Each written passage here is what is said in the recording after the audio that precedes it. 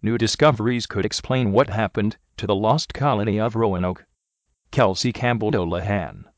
Fileta, Archaeology. September 9, 2015. 10 a.m.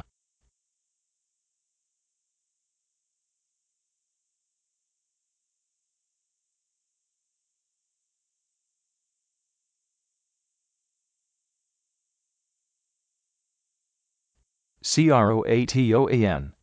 The word was found written on a fence post in the lost colony of Roanoke, and it still intrigues us after 425 years. But this 16th century settlement is more than a legend. It is also the subject of archaeological and historical investigations that are now starting to yield answers. The search for the island's so-called lost colony is uniquely American. Groups dedicated to searching for the lost colonists are diverse, ranging from scientists to weekenders and organized amateurs who have turned the search into a tourism opportunity, boat rides included. Roanoke has been immortalized in ghost stories and played a role in the colonial tension that underpins so much of U.S. culture. Facebook groups are dedicated looking for the DNA of the lost settlers in modern-day Americans, possibly descended from the marriage of remaining settlers to Indians thanks to ubiquitous genetic testing. Over the past few years, the momentum behind the search has increased, spurred by recent technological advances in archaeology. As we learn more about it, the disappearance of Roanoke's colonists has become an incredibly compelling moment in U.S. history, one that involves great scientists and mathematicians, extreme weather events worse than anything we've seen today, and a far more complex set of events, and a group of 16th-century Europeans simply vanishing into thin air. Citex. Many recent discoveries about Roanoke have been spurred by the First Colony Foundation, a non-profit founded 11 years ago in North Carolina. In 2012, a member of the foundation noticed two patches in a 425-year-old map of the coastline painted by John White, the leader of the colonists. In 1587, White went back to England for supplies and returned to find only the remains of the Roanoke colony and the word Croatoan. His map of the area, which is in the British Museum, had never been examined using modern technology like X-ray spectroscopy, infrared imaging, and Raman spectroscopy. First Colony asked the museum to take a closer look at the document, known as the Virginia Pars map, and the new analysis revealed the biggest break in the search for the lost Roanoke colonists in centuries. A new analysis of John White's 1580s map of Virginia revealed a hidden marking beneath a patch. British Museum. Beneath one of White's patches was a blue and red symbol marking the location where Roanoke's colonists tried to resettle. It's about 60 miles west of Roanoke itself. This interpretation of the map makes sense because it fits with White's own writings, where he describes a plan to move the colony 50 miles into the Maine once he got back from England. Could the colonists have moved during the years he was away? Perhaps they split up, with some moving to the fort's marked location, while the reference to Croatoan was a signal that others had moved to nearby Croton Island, today known as Hatteras Island, to await White's return. And so Citex was born, a rough approximation of the location of this mysterious hidden fort marking.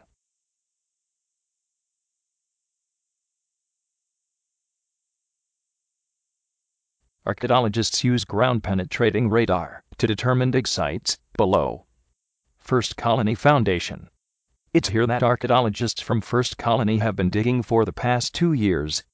In August, the foundation announced that it had found remarkable archaeological evidence of 16th-century Europeans at Citex among more than 30 artifacts recovered here, including artifacts like nails and ceramics from both Indian and European sources that date from well after the Roanoke era. They found shards of a type of ceramics called Surrey Hampshire borderware. These helped researchers pin a date on the site. Borderware, as it's often called, was common among settlers of the Virginia Company. But when the company failed in 1624, no new colonists were bringing the stuff to the area. Thus, finding it at Citex is a pretty good indication that at least some of the artifacts found dated from the time of the Roanoke colonists.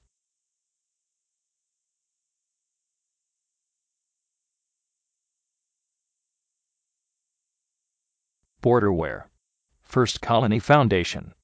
The shards, along with a few other artifacts, and the new map findings suggest the likelihood that a small number of Roanoke colonists were present at Site X for an undetermined length of time. The archaeological brief concludes, "The response to the news has been overwhelming," said First Colony's Nick Lucas, an archaeologist on the dig. "It could be proof that Roanoke colonists survived beyond the confines of the island, where they left their last known trace of existence."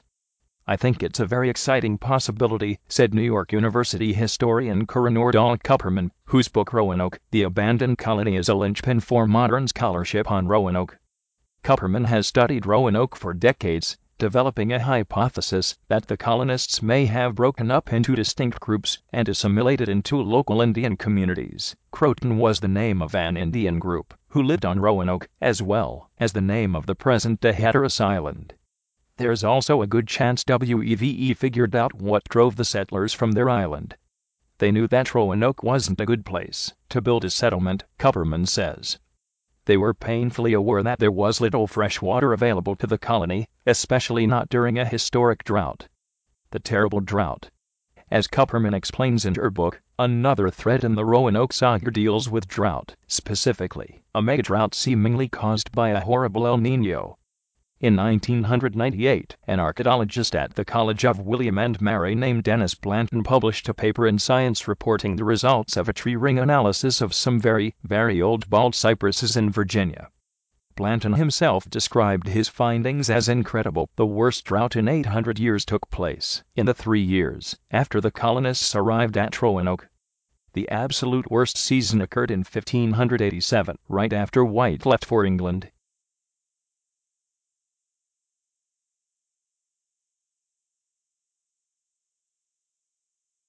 Image, PBS. The Roanoke and Jamestown colonies have both been criticized for poor planning, poor support, and for a startling indifference to their own subsistence, wrote Blanton. But the tree ring reconstruction indicates that even the best planned and supported colony would have been supremely challenged by the climatic conditions of 1587 to 1589 and 1606 to 1612. Further south, Spanish colonists were suffering, too. In fact, a Spanish colony on what is today known as Parris Island, in South Carolina, was also abandoned due to drought in 1587. It was the worst possible time to try to start a colony, says Kupperman. Even the Indians, who were well established on the Outer Banks, would have suffered, and since the colonists needed to trade with them for food, the Europeans would have only made things worse. Could this severe weather have caused the demise of the colony? We will probably never know for sure. But this unprecedented drought could have spurred the colonists to move towards Site X, seeking better water sources and farming conditions. A lost era of Renaissance science. Oddly, Americans' obsession with the vanished colonists has led to a kind of historical amnesia about the legacy of Roanoke, at least beyond the mystery. As Kupperman points out, before Sir Walter Raleigh, or Raleigh, as it is often spelled, organized the Roanoke colonists, he sent 2 other missions to the New World. One, which began in 1585, brought some of Europe's best scientific minds to North America. Raleigh organized the 1585 expedition to survey the region for England, and he sent people like Thomas Harriot, then a young mathematician, and Raleigh's assistant, Joachim Gans, a German metallurgist, and of course John White, the eventual leader of the Roanoke colony, the discoverer of its disappearance, and an avid watercolorist. Together, the trio carried out what Kupperman calls major scientific work in the New World. The Town of Roanoke, by John White. Image, the British Museum. Gans has been called the first technologist or material scientist in English America. He was an expert in mining, and immediately set up a workshop to examine local rocks for precious ores. The metal-flecked remains of his lab, which Harriot used for scientific experiments as well, were uncovered by archaeologists on Roanoke in the early 1990s. Why did Raleigh want a metallurgist on his crew? Keep in mind, this was a mission that was meant to bring back information about the resources for the taking in this new world. Resources like metals and minerals, which an expert like Gans could identify, would provide proof that a colony was worth supporting. Then there was Thomas Harriot, a polymath, whose discoveries rivaled those of the most famous scientists of his day, but weren't well known until this century. Most of his work remained unpublished, perhaps because he was suspected of atheism, Kupperman suggests, but in our time he has been revealed as remarkably prescient. Not only did he make major breakthroughs in optics, but he is now widely thought to have been the first person to draw a picture of the moon while observing it through a telescope, before even Galileo. As his papers have been rediscovered over the past 100 years, Kupperman says, HES now considered up there with Kepler and Galileo, and the major Renaissance scientists. Besides being a prolific scientist, Harriot also gave us our most vivid look at this new world. One of the few things he did publish was his account of the mission, a brief and true report of the newfound land of Virginia. His research was bolstered by his knowledge of Algonquin, which he learned from two Algonquin leaders who journeyed back to England with the first Virginia expedition. The card of all the coast of Virginia, a map that was engraved by Theodore de Bry, but based on John White's own map, published in Thomas Harriot's A Brief and True Report of the Newfound Land of Virginia. And then there was White, arguably the most lucid example of this historical amnesia surrounding Roanoke. Most of us know White in one way, as the man who found the abandoned colony. His discovery of the word Croatoan was, for centuries, all the evidence we had of the colony's fate. White was also the grandfather of Virginia Dare, the first English child born in the U.S. Dare was numbered among the lost colonists, and her name, that has inspired its own genre of ghost stories tied to this history of the region.